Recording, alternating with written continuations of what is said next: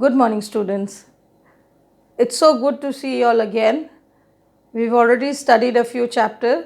So, the chapter we are going to deal today is about separation of substances. In this chapter, the learning outcome will be matter, types of mixture, need for separation, and methods for separation. This whole chapter will be divided into two parts. So, today we will be doing the half of this chapter, volume 1. Volume 2 will be again posted in the next recording. So, when we talk about matter, what is matter? Matter is anything that has weight and occupies space. Matter are of two types, pure substance and impure substance. What are pure substance, children? A substance which is made up of only one kind of particles. It has a definite chemical composition and distinct properties. It cannot be separated by physical methods. Like you can see oxygen. So, apart from the pure substances, we have impure substances also. What are impure substance or mixture? Mixture means it is a combination of various substance and it is called the components of that substance. For example, you can see air. What does air has? Air has oxygen, nitrogen, carbon dioxide and water vapor. And then you can have milkshake or lemonade. You know what is lemonade? That nimbu pani what we drink. So what do? You add sugar, lemon and water in it. So it is also a mixture, but it is impure mixture because different ingredients are added to it. Now when we see what is the need of this separation? Separation is needed, and why is it needed? The first reason for the need of separation is to remove undesired constituent. Like when we all of us we drink RO water, isn't it? So to take out the impurities from ordinary water, we need to make it pure. So that is why we need to take out the undesired constituents. And suppose in the field when the threshing is going on or winnowing is going on, or whatever eatable materials, the food grains what we eat, what do you see your mother doing? Before cooking, she cleans it, isn't it? She takes out the hay or maybe the stone or pebbles from the eatable food grains so that it is edible for us. And to obtain a desired substance, for example, like to obtain salt from sea water. Sea water has both water and salt in it. To get the desired substance, we need to separate it. To obtain highly pure substance, for example, for ordinary water, we obtain highly pure samples of water for medicinal purposes also. Now, separating the constituents of a mixture. Now, mixtures are of three types. Either you mix solid with solid, or solid with liquid, or liquid with liquid. So now at present we are going to study about solid from solid. So now you can see hand picking. How do we separate? These are all methods of separation. These are all methods of separation. Hand picking means you must have noticed mama taking rice or dal in a plate and then she is cleaning it.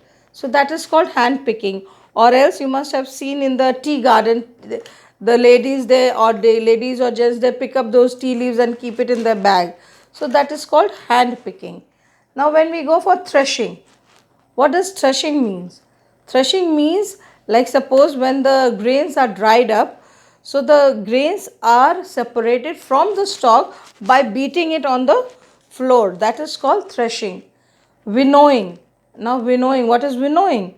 All these stalk or all these husk which is present in the grain, the ladies or the gents, they take these mixture and they start throwing it from the top. As the wind blows, the grains are heavier than the husk, so it falls and the husk, it is moved away with the blow of the wind. Okay, now we'll come to sieving. Sieving is a method to separate components of mixture of which differ in particular sizes. Normally, you must have seen in the construction areas, what do? They clean the sand. They sieve the sand, not clean the sand, they sieve the sand.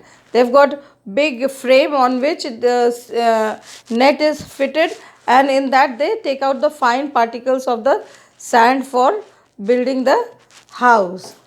And there's a magnetic separation also. In this magnetic separation, children, what do?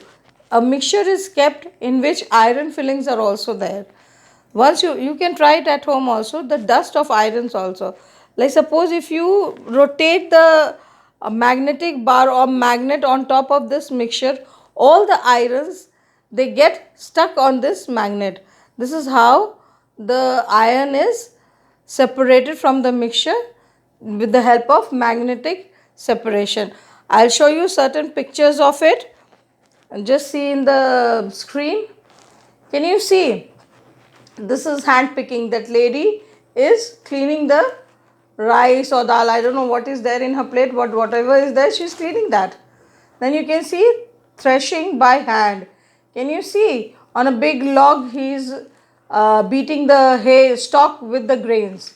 And winnowing. Winnowing, can you see? She has lifted the vessel, and from there she is trying to pour it down. So what happens? The lighter husk, they are blown away and the heavier grains fall vertically on the ground.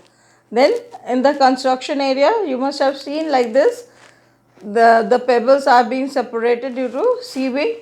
And can you see here, the magnet, it is attracting all the iron fillings on top of it. Then in bigger areas, this scrap iron is picked for huge magnets in the scrap yards. It is used there in the scrap yards. Okay, can you see the picture? Now we'll talk about the solute, solvent, solution and solubility. What is a solute? The substance that dissolves in a liquid is called a solute. What is a solvent? The liquid that dissolves another substance is a solvent. Okay. Solution, when we mix the solute and the solution, the solvent, whatever product you get, that is the solution. What is solubility? Solubility means the amount of solid that can be mixed in the liquid at a particular temperature. And one universal solvent is there, that is water. Water can be used to dissolve many things. And what is saturated solution? Saturated solution means that now ab ho gaya, bas, now nothing can be added on to it, isn't it? There is a limit to everything. Like suppose you can take a glass of water, okay, you start putting sugar in that, stir it, it will get mixed. Then again take another scoop of sugar, again stir it, it will mix. But you repeatedly do this. After certain time you will see that the sugar has stopped dissolving in this water. What happens? Now that is the saturated point of mixing at a particular temperature. But if you will heat the water, again more sugar can be added. So this is called the saturated solution. That means now it is enough, nothing more can be added. I can explain you with the help of a picture, children. Can you see the screen? See, whatever is being added is called a solute. The liquid in which this solute is added is called a solvent.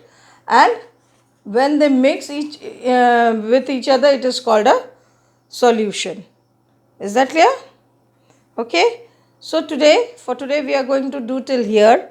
Later in our next class we are going to study the other ways of separation, how liquid is separated or how solid is separated from the liquid. So the rest of the lesson will be continued in the next volume. Till then, you all please revise whatever has been said in this video. Read it. Try to see the screen also. Till then, thank you children. Take care.